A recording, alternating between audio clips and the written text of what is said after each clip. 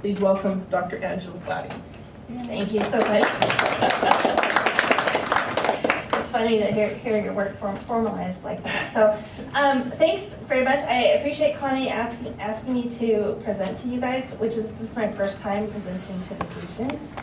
I'm actually really nervous. So, but she specifically wanted me to talk to you mostly today about a potential new approach to gene therapy that I'm developing in my lab for CCM in collaboration with another researcher who's developing a similar therapeutic for cystic fibrosis.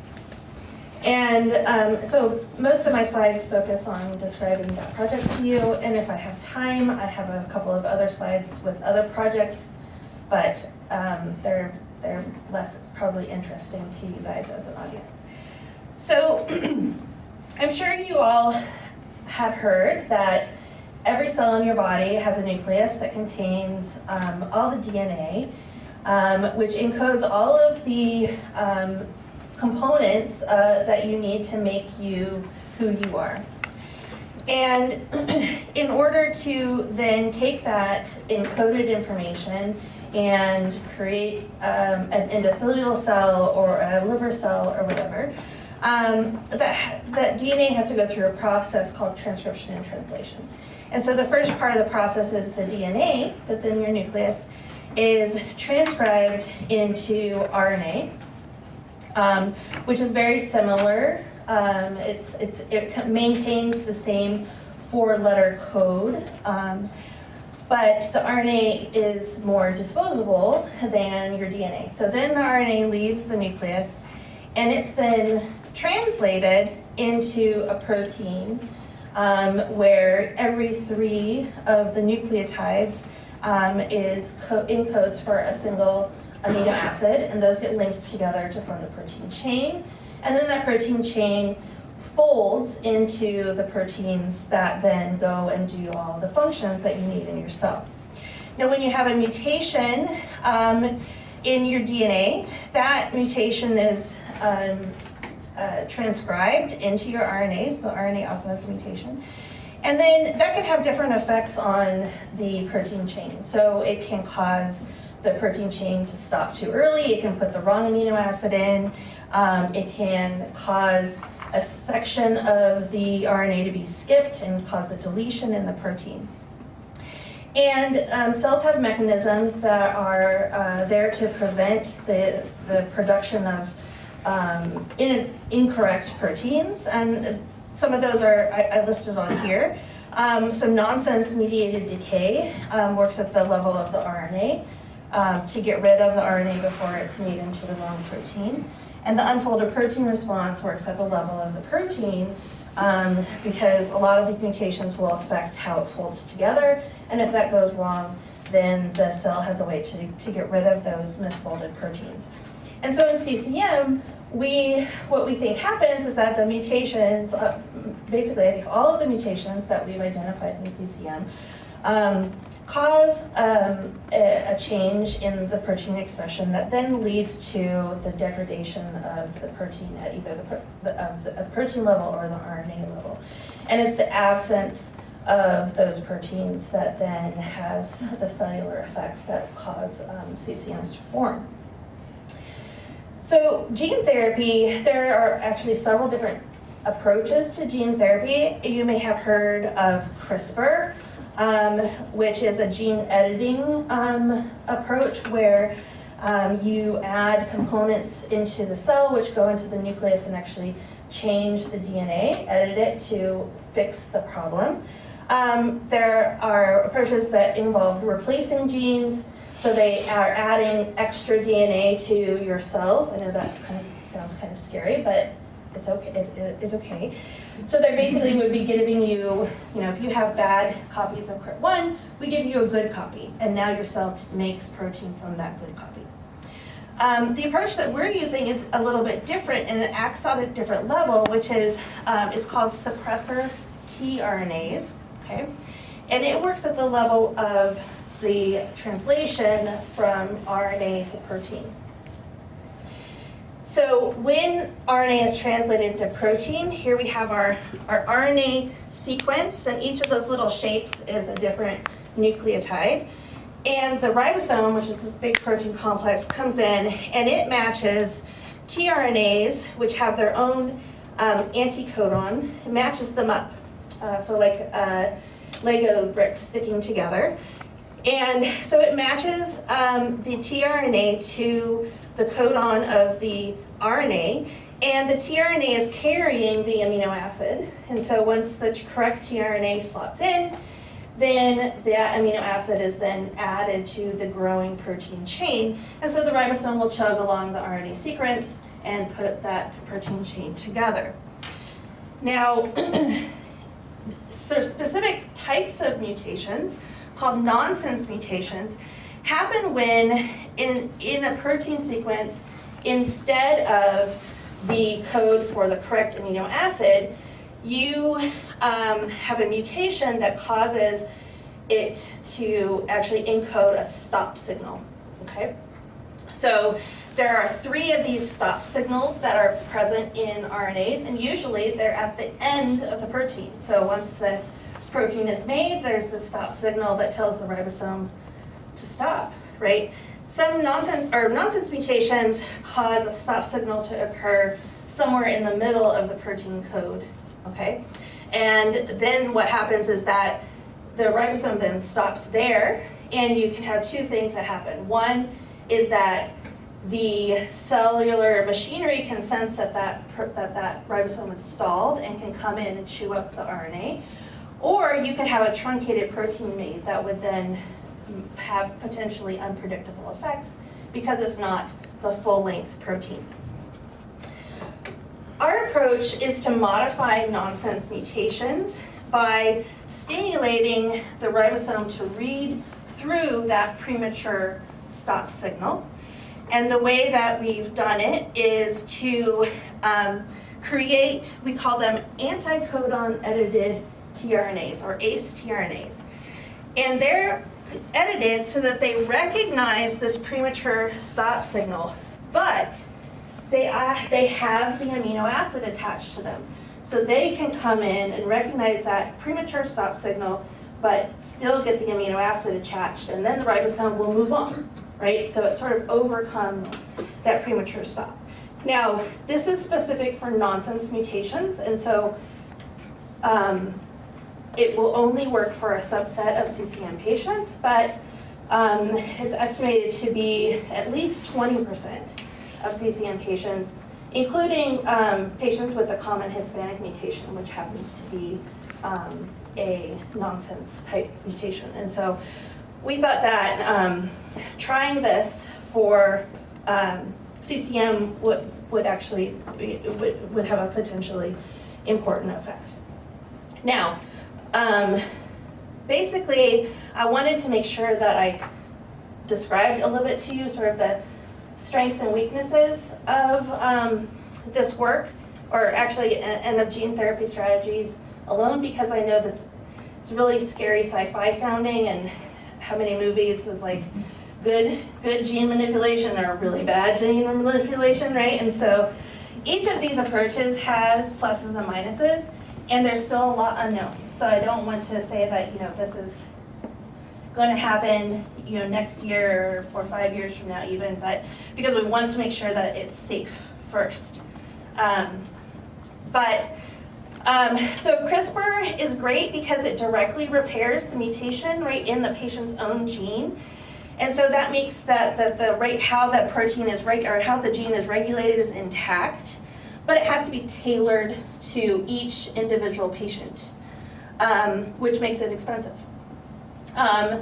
It needs to be delivered to a stem cell population for it to have a long-term effect, because all your cells turn over, right? So, and there are potentially off-target effects in which maybe the editing could go and edit something that it's not supposed to. It also involves a protein expression of a protein that is potentially foreign, which could trigger an immune response. But people are working really hard to get this to work. Gene replacement is actually, there are FDA-approved gene replacement strategies. This is what provides a clean copy or a functional copy of the gene to your cell. It again, for a long-term effect, it needs to be delivered to a stem cell population. The downside is, there's two downsides. One is that sometimes the gene replacement is such a big product that it can't be delivered as efficiently. I know I'm using vague language there, but also that you lose the innate ability. So your cell sort of loses the ability to tell that replacement gene when to be expressed and when not to be expressed. And we don't know what effect that might have. So ACE-tRNA, like CRISPR, it maintains the innate regulation of gene expression. It's a very small molecule, so we think that it's probably going to be efficiently delivered. And one of the benefits that I think is really interesting is that once we have one ACE-tRNA that works, we can actually use it on multiple patients, somewhat regardless of what mutation they have, right? Rather than making a whole new system for each individual patient. So we're hoping, there's no guarantee that it might be a less expensive approach for gene therapy. However, there are potential off-target effects. So we're targeting these premature termination codons, right? And we have to verify that there's not going to be any effect on the natural termination codon that's at the end of the protein. And so we are, right now, modeling the common Hispanic mutation. So we created an animal model that has this nonsense mutation. And right now we are producing these molecules to be delivered into cells and these mice to test how well we can deliver them, how much we have to deliver to rescue protein expression and those kinds of things. So I'll stop there. Wow. Thank you. What did you mean that it was too big to deliver? What is I don't understand what that means. So in order for these molecules to pass through your bloodstream to get to the site where you want them to work, they can't go in raw. They have to be packaged inside something. And so the most common delivery method is to put it inside of a viral envelope, right? And that's the one that's been FDA approved. But those envelopes are only a certain size. So if the amount of material that you're trying to deliver is too big, you can't use that particular delivery strategy. But there are other delivery strategies that are coming up, which you'll hear about very soon, that are sort of coming up the pipeline that may be able to deliver much larger amounts of cargo to the cells. This is the same idea for, I only know this because a friend of mine is going through cancer treatment, and it's something to do where they inject a virus into the bladder or something like this, and the virus itself has something that destructs something in the cell. Is it something like that? It is kind of related. In that case, they're delivering, the virus is being used to deliver a therapeutic agent, but it's probably the same virus that we would use. So, yeah. Yes, I know some of you may be really updated by the recent publication, seeing all these therapeutic agents flying back and forth. Some paper shows some molecules work in the CCM disease by the mouse model, some don't, and some controversy in the debate.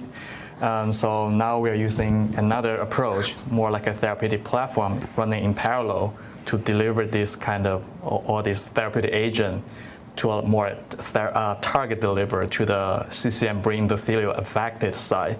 So try to minimize any side effect and improve the therapeutic efficacy. So I'm going to walk you through a little bit here. So this is the overall picture of what we're interested in the research at University of Pennsylvania. As everybody does, we keep discovering any potential molecular cellular mechanism involved in this very complicated pathway. So this has been working through multiple collaborator labs with Angiogram Alliance. Now it's the Alliance to Cure Cavernous Malformation. For more than a decade, we have these kind of maps, like a summarize of the major pathway. We're studying putting the blocks and extend this knowledge in our field.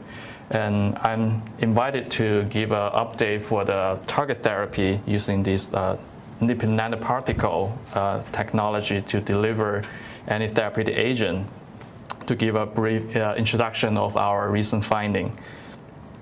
So this is the paper we recently published showing rapamycin has potential therapeutic effects in a CCM mouse model.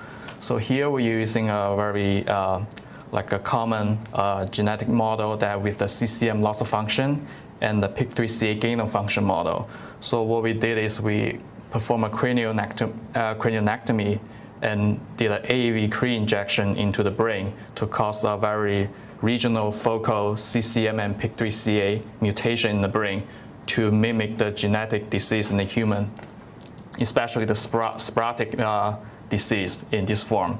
So after we develop this CCM lesion and we give the rapamycin treatment, we can see the CCM growth has been successfully arrested, showing the rapamycin has potential therapeutic efficacy if we are using this clinically.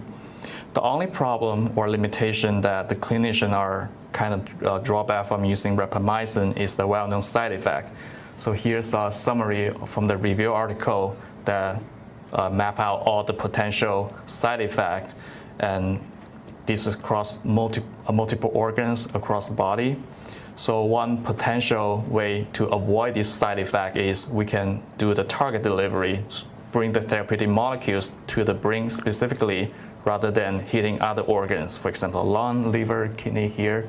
So this can minimize any potential adverse effect that the patient or clinician doesn't want to see in long-term therapy. So here at Penn, we have another group of experts who is dedicating in develop this target therapy platform. And Oscar Villa and also the Drew Wiseman, which you probably know, the Nobel Prize winner of medicine in 2023, they grouped together and have shown a very powerful tool in an ischemic stroke model. Using a VCAM target lipid nanoparticles, they can successfully deliver small molecule. For example, here's dexamethasone or IL-10 messenger RNA, which is to deliver anti-inflammatory cytokines to the site of ischemic stroke model, so they can successfully prevent the further damage caused by the ischemic stroke. So we are getting inspired from this model and their powerful tools. We want to move forward and to understand how these VCAM target lipid nanoparticles can be applied in parallel in our CCM disease. So this is a lipid nanoparticle, what it's supposed to look like. It's formed by the bilipid layers with the antibody on the outside, and inside we can encapsulate many types of therapeutic agents, including the drugs we're familiar with, like a rapamycin, propranolol, anything we are testing right now in the mouse or clinical trial. And we can also pack some therapeutic RNA, so we can reach for like a long-term or like a extended therapeutic effects. If you want to like understand how big this lipid nanoparticle is, so here's like in the average size of 100 nanometer, which is about only 1% of our red blood cells. So it's very, very small. Even with the encapsulation with any potential RNA or drugs, it remains small, like 100 nanometers plus minus 10. So it's not that much difference. So when we are going to test these VCAM lipid nanoparticles in our mouse model, after injection, these like lipid nanoparticle with the fluorescent color conjugated onto these the particles, we can see it highlights all the brain vasculature, showing brain vasculature delivery, so we can reach to the site of the CCM. But on the other hand, when we're injecting something like called blank or IgG, just like a non-specific binding compared with the non-specific, we're showing there's no brain vasculature labeling. So that's kind of to highlight the specificity of these lipid nanoparticles. So VCAM is short for vascular cell adhesion molecule. It is expressed by the endothelium cells post-capillary venous when the cells are sense any inflammation. So this is in the state of a CCM disease. We have a chronic inflammation that can stimulate the brain endothelial cells to express this protein. And this molecule, the primary role is to recruit the white blood cells to infiltrate into the site of the inflammatory site for fighting against the inflammation. But in healthy individuals or the rest of the body that do not have inflammation, the VCAM is very, very low. So this can indicate the lipid nanoparticles with the VCAM targeting do not have any or has a very low off-target labeling. So highlighting this VCAM target therapy can be useful in our CCM disease. Here's the imaging to confirm or you want to see where the VCAM expression in a true human CCM lesion. Here in the color showing in the red is the VCAM expression, so in the caverns of the human true CCM lesions. When we repeat this like in our mouse model, we can see a similar expression pattern showing this VCAM are expressed predominantly in this a CCM adjacent vasculature. So the next goal is we want to see where these lipid nanoparticles goes into our body once we receive this treatment or a therapeutic platform. Here we use technology to conjugate radio labels on these VCAM target liposomes, and we inject to the mice through IV injection.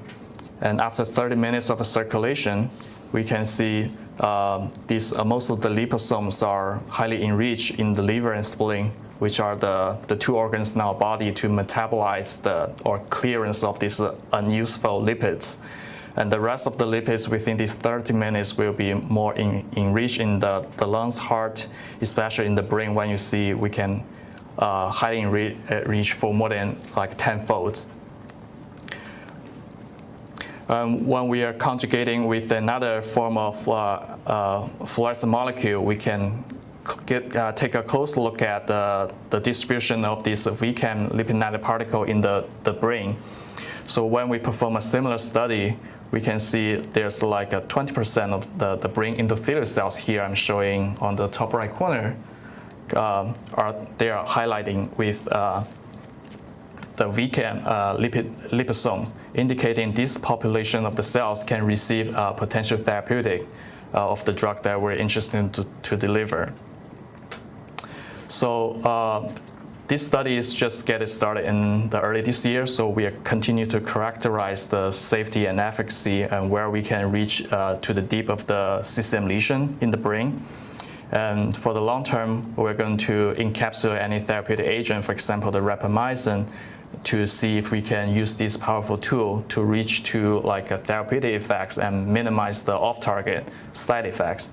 And we can also use these these lipid nanoparticles to carry any future gene editing or gene therapy for other alternative therapeutic goals. And thank you. And these projects running by two PIs in University of Pennsylvania. Jan Borka is the neurosurgeon who operating on the patients on a daily basis. Mark Khan is also investigating a lot on the CCM pathology and molecular pathway in the past decades.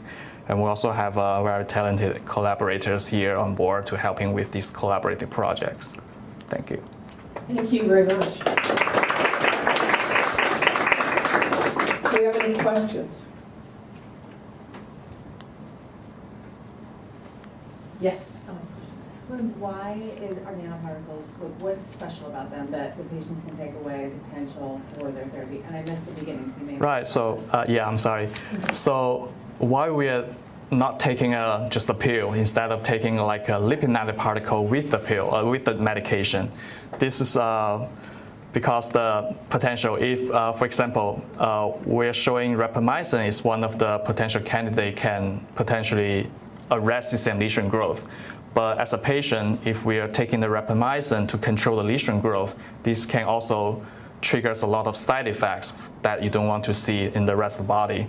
So if you're using this platform, our goal is to deliver this rapamycin into your brain cells or brain endothelial cells and avoid this drug freely distribute in the rest of the body, so you can minimize the potential of the side effect and drug exposure in the rest of the body. So that's the primary goal of the discovering this like a new therapeutic platform to carry multiple agents of your desire. Awesome. Yes. What is the timeline, do you think, of trying to find out whether this works or not? So that's a really good question. Before I'm giving this talk, I have the same question I asked our collaborator who is like really pushing this forward for like a potential clinical application. So as of my knowledge, rapamycin for sure is FDA approved off-label, you can use it. And lipid nanoparticle is the same way, it's FDA approved, can be used in other cancer therapy. But when you put in these together, this will become something new. You have to go through this FDA safety, toxicity trial. But this can be speed up since two things we already well know. Then we put them together, and the estimate timeline will be 5 to 10 years. Depends on how these can be quickly assessed and how the outcomes will be looking at. So our collaborators working on the ischemic stroke, they are focused on the stroke, and our CCM is not identical, but also have a similar, like a pathological condition. So we assume all these application could be like a much faster than we like a start from draft. Awesome. Thank you so much.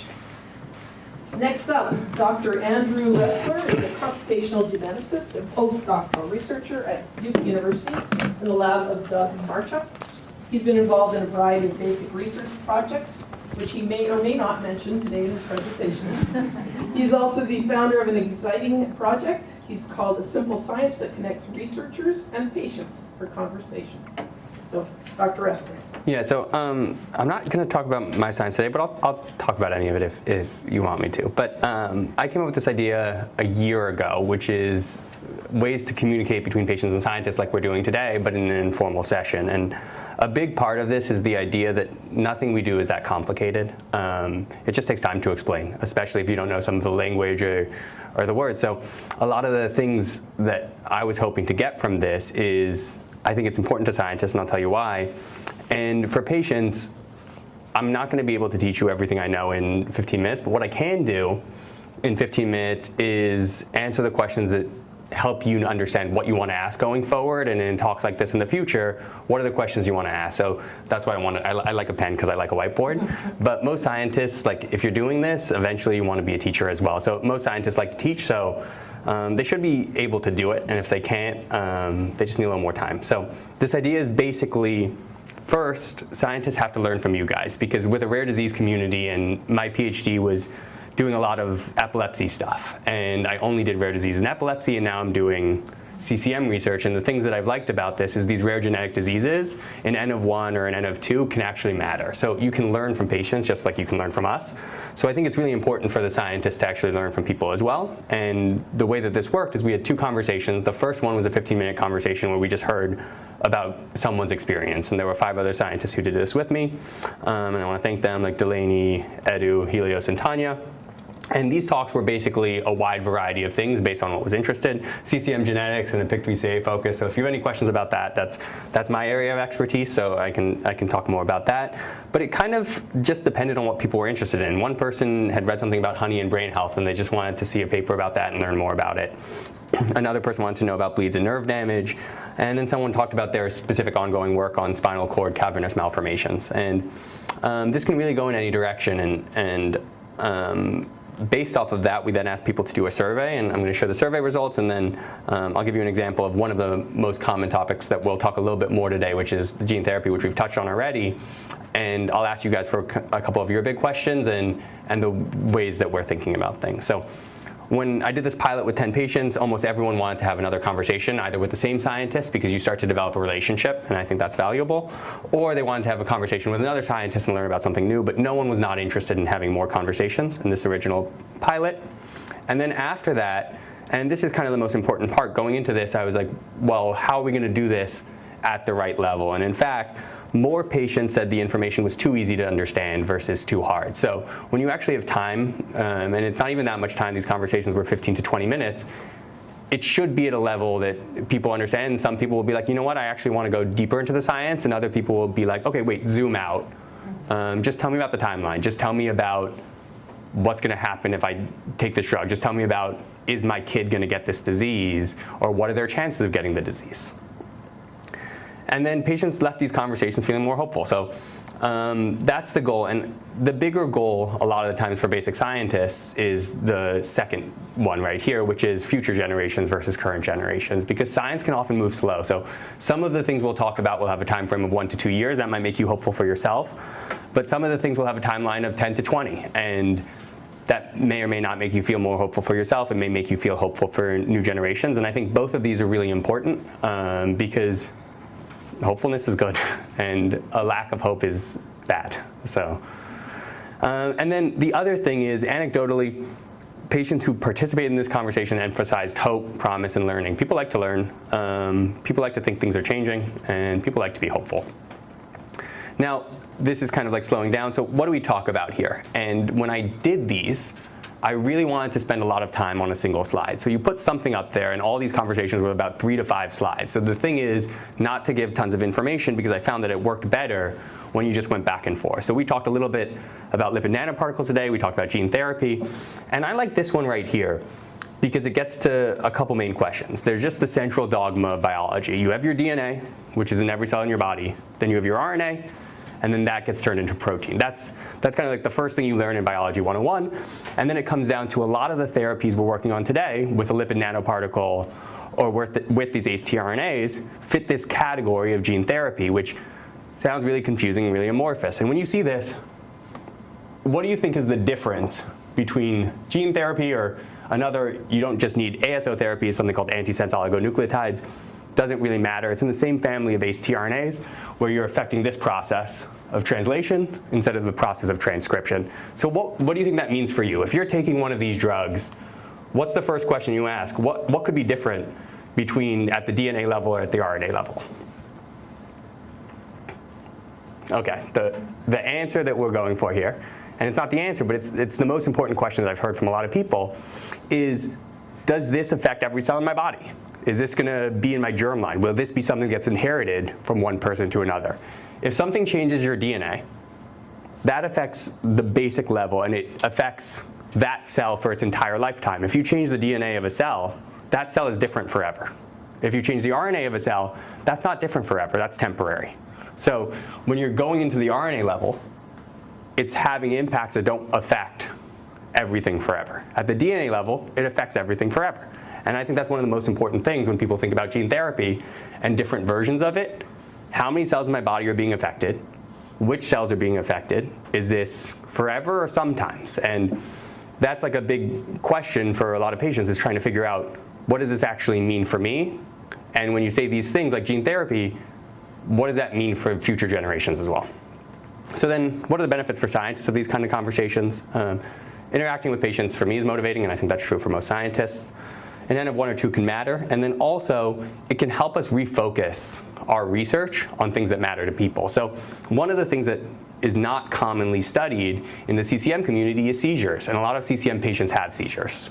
And the question is, why don't CCM researchers study seizures? And the answer is actually pretty simple. It's because most CCM researchers are thinking about the lesion itself and the environment around it. And everything else downstream of that is less direct for us. We're like, okay, we want to figure out what's making this lesion grow, how to stop it from growing, what might be making the lesion bleed, what can stop it from bleeding. Now these bleeds, or the bad blood flow, can then lead to a seizure that patients have. So it's like, okay, that's someone else's problem. But the problem is, in a rare disease community, everything really is the problem of the scientists and the doctors who are working on it. So when it comes to that, I think when you have these conversations and you talk to patients, you start to think, okay, is there a way that I can start integrating that into my research? Can I study things a little bit differently to start to refocus on things that matter to patients? And in terms of the future of this program, after this, like we did the pilot, people seem to really like it, and now going forward what we want to do is get more scientists to do these and get more patients who are interested in having these conversations to try to keep these communities connected outside of these once-a-year conferences and just the people who are able to be here in this room. So that's one of the side things that I've been working on, and then if you want to ask me questions about genetics, I'm also happy to answer those. And otherwise, thank you guys. Thank you, Dr. Ressler. I have markers. Oh, I love markers.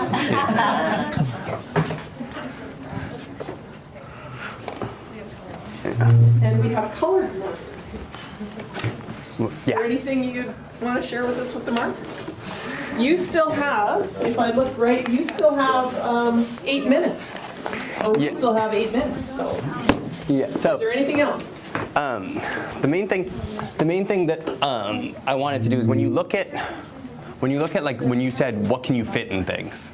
So what AAVs are is that's a virus, and so you have that virus here, and then you have lipid nanoparticles, which are different, but you can just think of it as a lot bigger. So when you can see like what you can fit in here, most genes in your body are pretty big, but a lot of plasmids that you can put in an AAV, right here, it can often be about 10 kb. What does 10 kb mean? That just means 10,000 base pairs, 10,000 A's or T's, right? So you can oftentimes fit in 10,000 A's or T's. That's great. You can fit 10,000 A's or T's, but there are some genes that are much bigger than that. So if you're trying to do something like a gene replacement therapy, if I want to give you a new CCM3, which is bigger than 10 kb, I can't give you that gene in this. Now this can fit over 100,000 kb.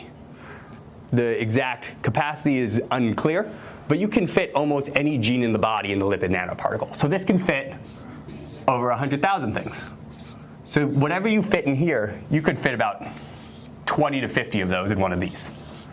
So you get a lot more in one of these than in one of these. So why would you use this instead? Now, the reason you would use this instead is this integrates into your DNA. So this is an AAV. There's a site in your DNA, AAVS1. So basically, when I put this in your long DNA, there's a spot right here for it. And whatever I have in here is going straight into your DNA, and it's staying there. So this is going into your DNA, it's staying there forever. When you deliver something with a lipid nanoparticle, it's not going to incorporate right here. It's just going to release whatever's inside. So this is just going into your cell. So now this is just in one of the cells in your body, and your cell's got the DNA, but it's not going to incorporate into your DNA. You can deliver a small molecule, so like a drug. So if you put like any sort of cancer drug, you can put it in there. There are some drugs that are too big to fit in this, but you can deliver it. And then sometimes what people will do is they're like, okay, wait, I want to get into the DNA, but it's really, really big. So I can't fit it in here. So I've got a really, really big thing that I want to get into the DNA, but I can't get it in AAV, and this doesn't go straight into the DNA. What do I do? And that's when there's like these words like CRISPR and stuff, which basically what those things do is they say, you know what? I'm going to cut the DNA here. Just going to create a giant hole, and now you can put whatever you want in there. If it's 20,000 kb, great. Now I have a much bigger thing that wouldn't have fit in there, and now that can go into your DNA. It's in your DNA forever. Now, that sounds nice. Each of these things have different advantages. These have been used for a lot longer. And there's a lot of different versions of these that we know where they go. It goes to the lung, goes to the kidney, goes to the liver. And that's really important, especially when you're talking about gene therapy, because if you do gene therapy in the wrong cells, you could create a new problem that you didn't want before.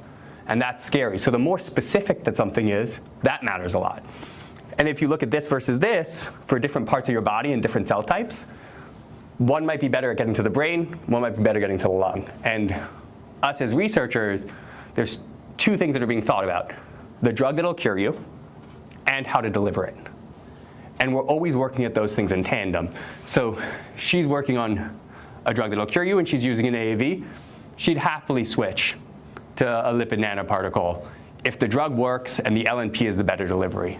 Those can be mix and match. That's not a problem. You can switch the delivery method if you need to a lot of the times, but you have to work on them independently. Because let's say we find a drug, but we can't deliver it, that's a problem. So the delivery mechanisms are being worked on separately in the drug mechanisms. So when you see someone present their research, they might be using this, but I can promise you, unless they're an AAV researcher who's trying to find like new AAVs to go different places, they'd happily switch to an LNP or a different type of, or any type of delivery mechanism. Or like a Rolls Royce. Yeah, Rolls Royce. You can change your car, yeah. I'd like to move by Rolls Royce. Awesome, thank you so much. And you know, Dr. Ressler, you said something earlier, you talked about hope. And even though we don't understand everything that you've shared with us, we do know that you're working hard and we have great amounts of hope and thankfulness in what you do. So thank you very much to our 3 researchers who shared.